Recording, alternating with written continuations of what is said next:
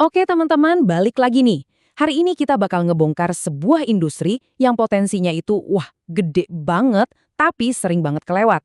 Kita akan bedah gimana caranya keahlian yang kalian punya sekarang bisa jadi produk digital yang nilainya miliaran rupiah di tahun 2025. Yuk kita mulai? Langsung aja ya kita lihat angka yang bikin kaget ini. 99%. Ini tuh potensi margin profit dari produk digital.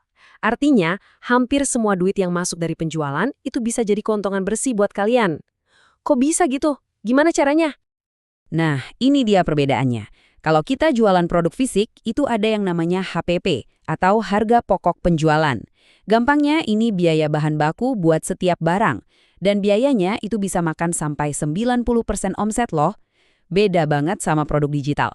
Biaya buat bikin satu salinan lagi itu hampir nol. Kalian bikin sekali, jualnya bisa berkali-kali tanpa ada biaya produksi tambahan. Disinilah letak kekuatan utamanya. Dan ini bukan cuma teori doang loh.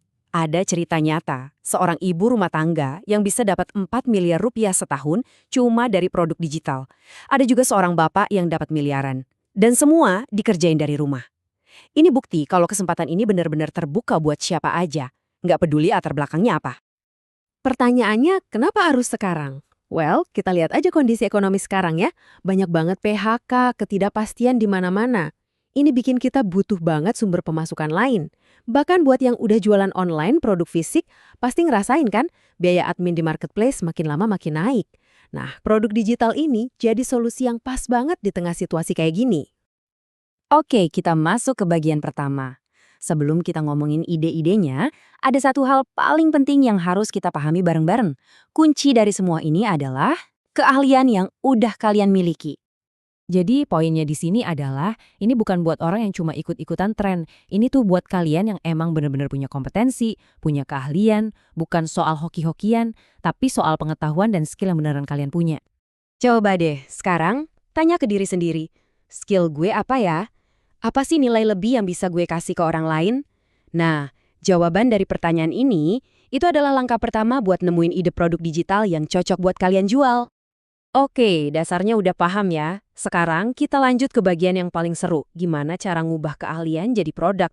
Di bagian kedua ini, kita bakal bahas lebih dari 15 ide produk digital yang realistis dan udah kita kelompokin berdasarkan jenis keahlian kalian.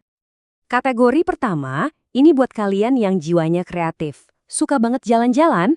Kalian bisa jual itinerary planner, jago desain, bikin template Canva, atau bahkan font. Atau jangan-jangan kalian jago ngobrol sama AI, jual aja AI prompts. Kalau kalian fotografer atau videografer, bisa jual stock footage atau preset Lightroom. Bahkan audio pun bisa loh, kayak kumpulan sound effects khas Indonesia. Dan ini tips penting banget, detail itu segalanya. Contohnya itinerary planner tadi. Jangan cuma kasih tahu nama tempatnya aja. Kasih info lebih, kayak estimasi biayanya, berapa lama perjalanan dari bandara, tips transportasinya gimana. Pokoknya semakin detail dan ngebantu, semakin tinggi nilai produk kalian di mata pembeli.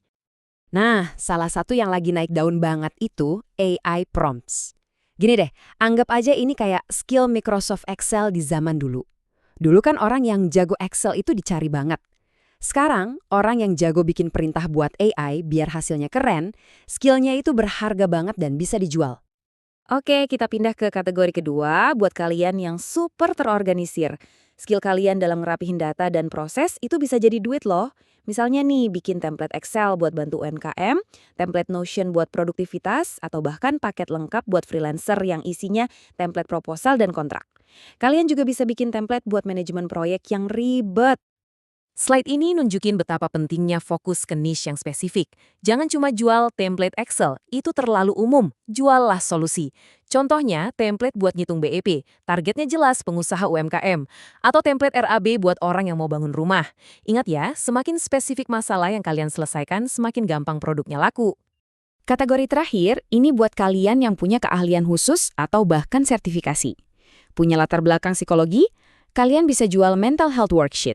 Jago jualan online? Bikin e-course aja tentang cara bikin toko dari nol. Atau kalian seorang profesional, tawarkan sesi konsultasi.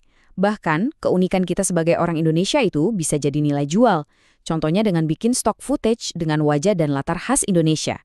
Ini dicari banget loh sama kreator lokal. Oke, potensinya udah kebayang, ide-idenya juga udah banyak. Sekarang pertanyaannya, gimana cara mulainya? Nah, di bagian terakhir ini, kita akan bahas langkah-langkah awal yang bisa langsung kalian ambil. Intinya ada 2 jalan utama buat mulai. Dan dua-duanya sama bagusnya. Kalau kalian udah yakin sama keahlian kalian, langsung aja mulai riset pasar dan bikin produk pertama. Tapi kalau kalian masih ragu atau ngerasa belum punya skill yang bisa dijual, tenang aja. Kalian bisa mulai dengan jadi afiliator. Jadi, afiliator itu artinya kalian fokus ke satu skill yang paling penting, jualan.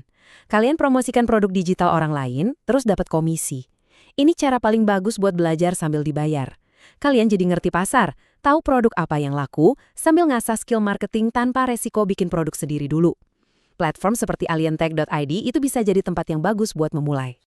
Jadi apapun keahlian kalian saat ini, sekecil apapun kelihatannya, itu punya potensi jadi produk digital yang menghasilkan miliaran di tahun-tahun ke depan.